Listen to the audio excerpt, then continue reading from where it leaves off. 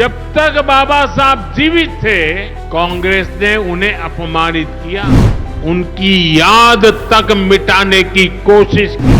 वक्फ के नाम पर लाखों हेक्टेयर जमीन पूरे देश में है। इस प्रॉपर्टी से गरीब का, बेसहारा महिलाओं बच्चों का भला होना चाहिए था और आज ईमानदारी से उसका उपयोग हुआ होता तो मेरे मुसलमान नौजवानों को साइकिल के पंक्चर बना करके जिंदगी नहीं गुजारनी पड़ती। ये दलित की जमीन लूट रहे थे, पिछड़ों की जमीन लूट रहे थे, आदिवासी की जमीन लूट रहे थे।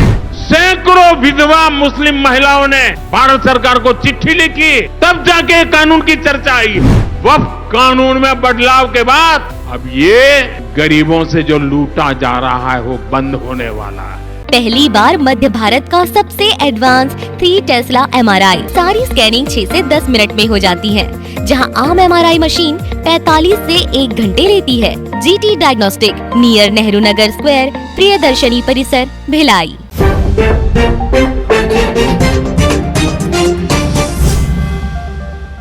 कांग्रेस ने बाबा साहब आंबेडकर के साथ क्या किया? जब तक बाबा साहब जीवित थे कांग्रेस ने उन्हें अपमानित किया। दो बार उन्हें चुनाव हरवाया। कांग्रेस की पूरी सरकार उनको उखाड़ फेंकने में लगी थी,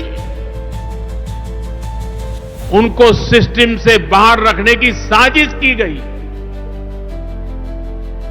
जब बाबा साहब हमारे बीच नहीं रहे तो कांग्रेस ने उनकी याद तक मिटाने की कोशिश की। कांग्रेस ने बाबा साहब के विचारों को भी हमेशा के लिए खत्म कर देना चाहा। डॉक्टर अंबेडकर संविधान के संरक्षक थे।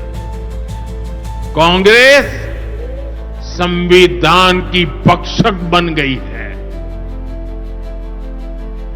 डॉक्टर अंबेडकर समानता लाना चाहते थे, लेकिन कांग्रेस ने देश में वोट बैंक का वायरस फैला दिया। साथियों, बाबा साहब चाहते थे कि हर गरीब, हर वंचित गरिमा से जी सके, सर ऊंचा करके जिए, वो भी सपने देखें, अपने सपने पूरे कर सके। लेकिन कांग्रेस ने SC, ST, OBC को सेकंड क्लास सिटीजन बना दिया। कांग्रेस के लंबे शासनकाल में कांग्रेस के नेताओं के घर में स्विमिंग पूल तक पानी पहुंच गया, लेकिन गांव में नल से जल नहीं पहुंचा। आजादी के 70 साल बाद भी गांवों में सिर्फ 16% घरों में नल से जल आता था। सोचिए, 100 घर में से 16 घर में। इससे सबसे ज्यादा प्रभावित कौन थे? इससे SC, ST, OBC सबसे ज्यादा प्रभावित थे। अरे उनकी इतनी ही चिंता थी, आज जो गली गली में जाके भाषण झाड़ रहे हैं, अरे कम से कम मेरे SC, ST, OBC भाइयों के घर तक अरे पानी तो पहुंचा देते। वक्फ के नाम पर लाखों हेक्टेयर जमीन पूरे देश में है।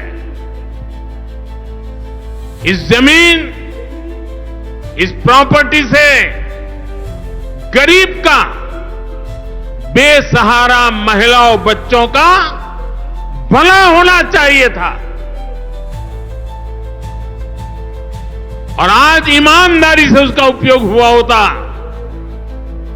तो मेरे मुसलमान नौजवानों को साइकिल के पंक्चर बना करके जिंदगी नहीं गुजारनी पड़ती। लेकिन इससे मुट्ठी भर भू माफिया का ही भला हुआ। पसमानदा मुस्लिम इस समाज को कोई फायदा नहीं हुआ। और ये भूमाफिया किसकी जमीन लूट रहे थे? ये दलित की जमीन लूट रहे थे, पिछड़ों की जमीन लूट रहे थे, आदिवासी की जमीन लूट रहे थे, विधवा महिलाओं की संपत्ति लूट रहे थे। सैकड़ों विधवा मुस्लिम महिलाओं ने भारत सरकार को चिट्ठी लिखी, तब जाके कानून की चर्चा आई है। वक्फ कानून में बदलाव के बाद अब ये गरीबों से जो लूटा जा रहा है वो बंद होने वाला है।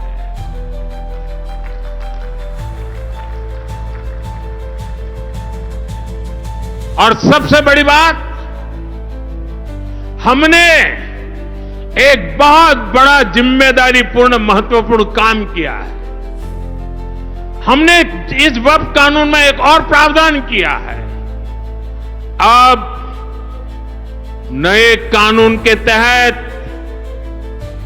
वक्फ के कानून के तहत किसी भी आदिवासी की जमीन को हिंदुस्तान के किसी भी कोने में